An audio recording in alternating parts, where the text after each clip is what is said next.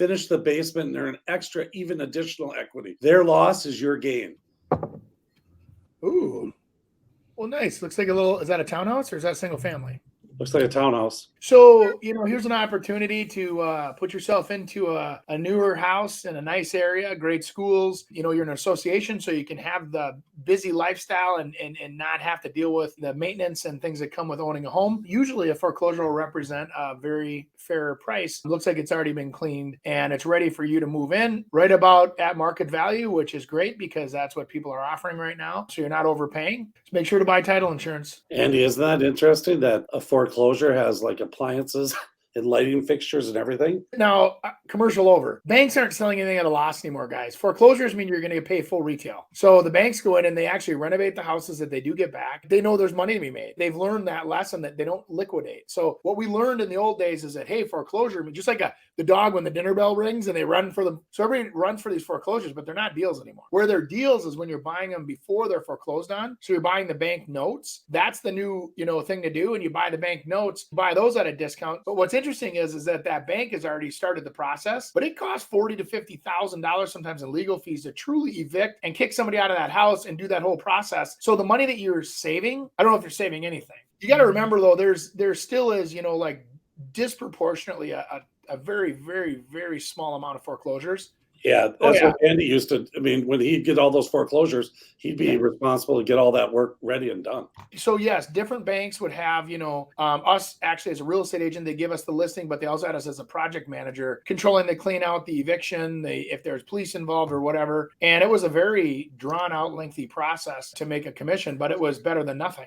Well, Andy, you had to pay for it too, right?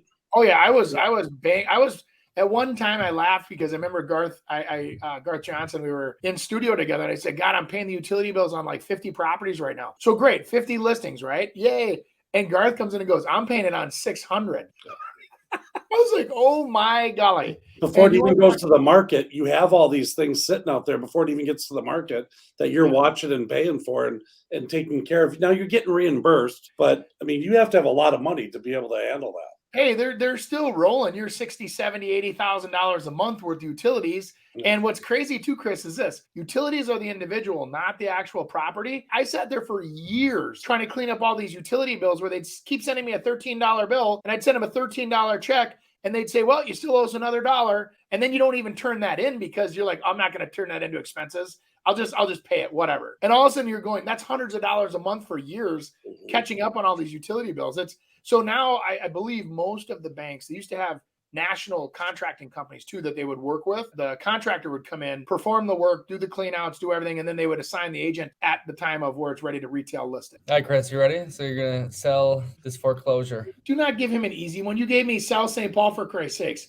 You need to put him up in Inver Grove Heights. No, Cambridge or something. Put me up in Champlin somewhere. There's no foreclosures in Champlin. We don't allow it. Oh, Columbia Heights. Who wouldn't want Columbia Heights? What a beautiful area with this nice little 2-bedroom, 2-bath walkout rambler. Ability to finish the basement and earn extra, even additional equity. Their loss is your gain. Get in there. What a great rental. I mean, rentals are, look at that. I mean, just a little extra paint. Maybe get a countertop there. Well, you gave me a really doozy here.